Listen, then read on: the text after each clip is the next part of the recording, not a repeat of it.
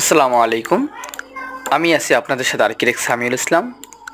আজ আমরা একটি সাততলা বাড়ির প্ল্যান নিয়ে আলোচনা করব এবং এই সাততলা বাড়িটি দেখতে কীরকম, আউটলুকটা কীরকম আসছে সেটাও আপনাদের সাথে তুলে ধরব। আমরা এই সাততলা বাড়িটি হচ্ছে কয়েক শতকের মধ্যে এবং জায়গার ভলিউমটা, এরিয়াটা আপনাদের সাথে শেয়ার করব। দেখবেন আপনারা দেখতে পাচ্ছেন আমাদের একটি আছে গ্রাউন্ড ফ্লোর, একটি আছে typical floor, first to sixth floor. এটা হচ্ছে কমার্শিয়াল বিল্ডিং হবে, যা ভাড়াটিয়ার জন্য তৈরি করা হচ্ছে। মোটামুটি একটা বড় পর্যায়ে ইউনিট হচ্ছে। এই বাড়িটি হচ্ছে 6 শতক জায়গা আমরা ফিল্ডে পেয়েছি 6.85। আর জায়গা ওনার জমিতে আছে 6 শতক জায়গা, কিন্তু ফিল্ডে আসলে 6 শতক জায়গা পাইনি। আমরা পেয়েছি মাত্র 6.5 শতক জায়গা পাইছি। সো আমরা এই 6.5 শতক জায়গার মধ্যে আমরা 2 ইউনিটের বাসা প্ল্যান করেছি। তাদের চাওয়াই ছিল দুই ইউনিটের বাসা প্ল্যান হবে এবং ড্রয়িং এবং ডাইনিং স্পেসটা মোটামুটি পর্যায়ে একটা বড় থাকবে এবং লিফট থাকবে এবং 3 স্টেপে সিঁড়ি নেবে উনি। সো আমরা করেছি এবং নিচতলায় তাদের মার্কেট হবে, অর্ধেক ইউনিটে হবে মার্কেট, আর একটা ওপেন স্পেস রাখতে বলছে এবং পার্কিং এরিয়া একদিকে রাখতে বলছে। যেহেতু ওনাদের জায়গা রোডটা এসে এই জায়গার রোডটা দেখা যাচ্ছে যে এই সামন দিক দিয়ে মেন রোড চলে গেছে এবং পার্সোনাল রোড এদিক দিয়ে চলে গেছে, এদিক দিয়ে আবার এদিকে পার্সোনাল রোড চলে গেছে। তো মোটামুটি একটা পর্যায়ে ওনার বিল্ডিংয়ের 3 জায়গা দিয়েই এই রোডটা পেয়ে গেছে। আমরা সেই অনুযায়ী আমরা কভার করেছি। আপনারা দেখতে পাচ্ছেন আমরা প্রথমে গ্রাউন্ড ফ্লোর যে আমরা আলোচনা করি। গ্রাউন্ড ফ্লোর আপনারা দেখতে পাচ্ছেন যে আমরা একটি শপ রাখছি। এই শপের সেই সব সামন দিকে যে শপগুলো রাখছি 5টা শপ আমরা মোটামুটি পর্যায়ে আমরা রাখছি এবং একটা করিডোর রাখছি। সেই করিডোর দিয়ে বাকি পিছনে যে শপ আছে এই শপগুলোতে যাতায়াত করতে পারবে।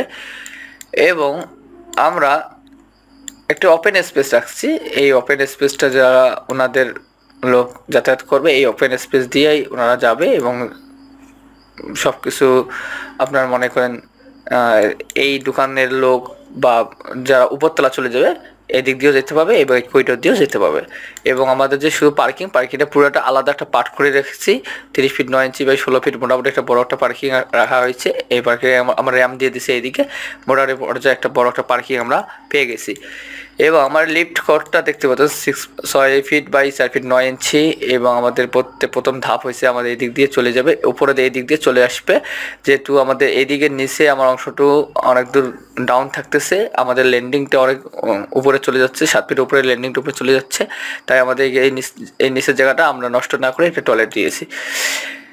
এবং আমরা যদি এবং টিপিক্যাল ফ্লোর আমার যেগুলো ফ্লোর আছে ফার্স্ট টু সিক্সথ ফ্লোর, এই ফ্লোরগুলো যে আমরা দেখি, আমরা প্রথমে যে ফার্স্ট ইউনিটে যে আমরা দেখি ফার্স্ট ইউনিটে আমরা 2টি বেডরুম রাখছি।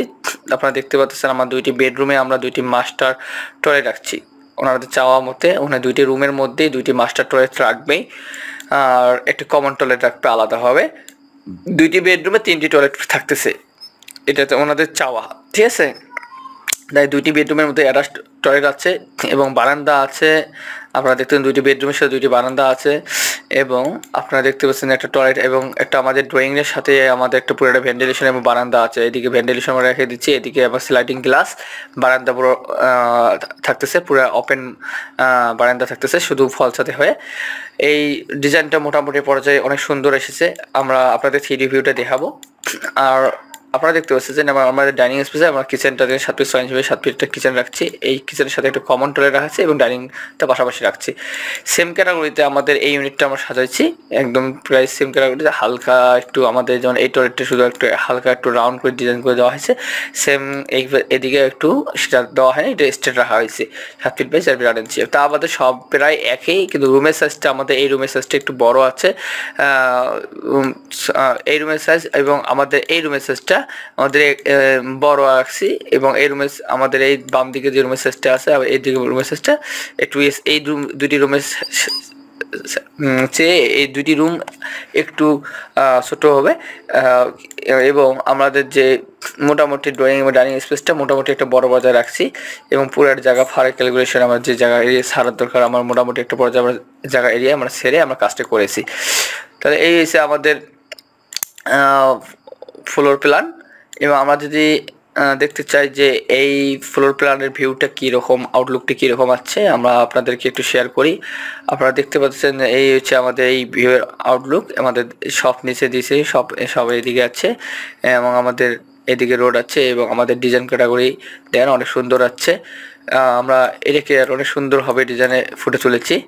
এই যে আমাদের হালকা একটু কার্ভই দেওয়া হয়েছিল এই ডিজাইনটা, আমাদের দেখেন অনেক সুন্দরভাবে আমরা এই ডিজাইনটা আমরা আউটলুকটা গর্জিয়াস হয়ে আসছে। আমরা যদি ওই সাইডটা একটু দেখি, এই সাইডটা যদি আপনারা দেখেন আপনাদের এই সাইডটাও দেখেন অনেক সুন্দর লাগতেছে জিনিসটা। আসলে আউটলুকটাই আপনার একটা বাড়ির সৌন্দর্য ফিরে আনে। আপনি যদি আউটলুকটা যে ভালোভাবে না করেন তাহলে কিন্তু আপনার বাড়িটা আউটলুকটা ভালো না হলেই আপনার কিন্তু বাড়িটির সৌন্দর্য ফুটে উঠবে না, ঠিক আছে? এই অনুযায়ী কাজ করলে অবশ্যই ইনশাল্লাহ আপনাদের অনেক আউটলুক এবং বেনিফিট ডিজাইন ক্যাটাগরি দিয়ে কাজ করবেন, ইনশাল্লাহ আপনাদের অনেক বেনিফিট পাবেন আপনারা। এবং দেখতে আবার এত টাকা দিয়ে কষ্ট করে আপনার বাড়ি করবেন, আপনার যদি টাকাগুলো নষ্ট অযথা না হয় সে চেষ্টা করবেন।